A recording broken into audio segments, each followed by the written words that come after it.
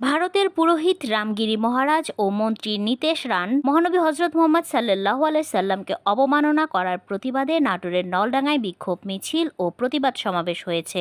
নাটোর নলডাঙ্গা প্রতিনিধি ফজলে রাব্বি জানান, শুক্রবার জুমা নামাজের পর উপজেলার নলডাঙ্গা বাজারে সর্বসাধারণ মুসল্লি ও ছাত্র জনতার ব্যানারে এই প্রতিবাদ সমাবেশ অনুষ্ঠিত হয়। বিক্ষোভ মিছিলটি নলডাঙ্গার কেন্দ্রীয় মসজিদ থেকে শুরু হয়ে বাজারের বিভিন্ন সড়ক প্রদক্ষিণ করে আবারও কেন্দ্রীয় মসজিদ প্রাঙ্গণে এসে শেষ হয়। এরপর নলডাঙ্গা কেন্দ্রীয় জামে মসজিদ প্রাঙ্গণে এক প্রতিবাদ সমাবেশ করেন মুসল্লিরা। সমাবেশে বক্তব্য রাখেন আশরাফুল ইসলাম, মমিনুল হক, নাটোর NS কলেজের ছাত্র সোহানুর রহমান, আশিকুর রহমান সহ অন্যান্যরা। সমাবেশে মহানবী হজরত মুহাম্মদ সাল্লাল্লাহু আলাইহি সাল্লামকে অবমাননা করায় পুরোহিত রামগিরি মহারাজ ও বিজেপি নেতা নিতেশ রানের শাস্তি দাবি করেন বক্তারা।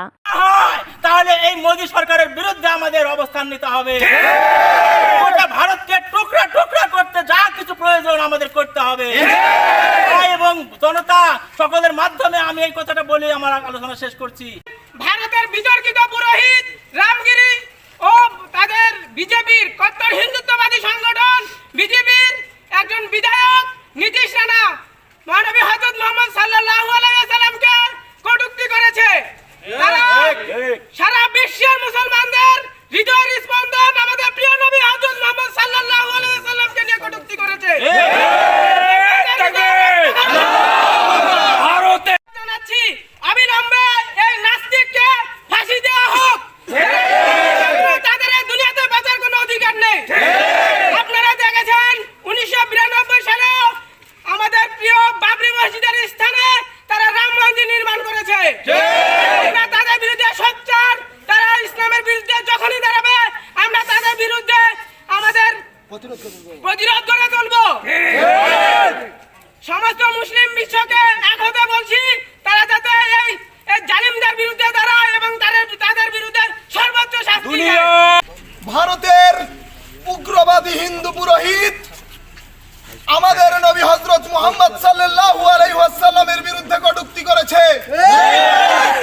আমার আল্লাহ পবিত্র কোরআনে বলেছেন, ওয়া মা আরসালনাকা রাহমাতুল লিল আলামিন।